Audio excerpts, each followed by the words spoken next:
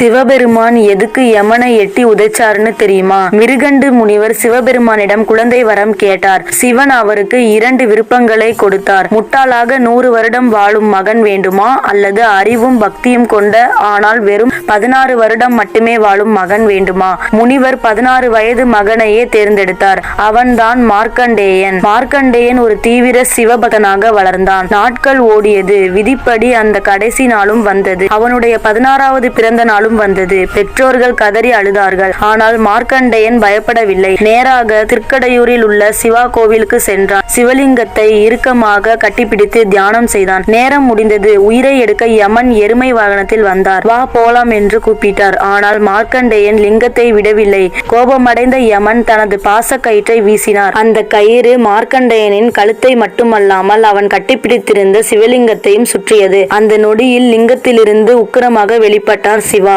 என் பக்தன் மேலேயே கயிறை வீசிறாயா என்று கூறி யமதர்மனை தன் இடது காலால் எட்டி உதைத்தார். யமன் அங்கேயே சிரித்தார். பிறகு சிவபெருமான் மார்க்கண்டேயனை நோக்கி, மார்க்கண்டேயா, உனக்கு மரணமே கிடையாது. நீ என்றும் 16 வயதோடு சிரஞ்சீவியாக இருப்பாய் என்று வரம் கொடுத்தார்.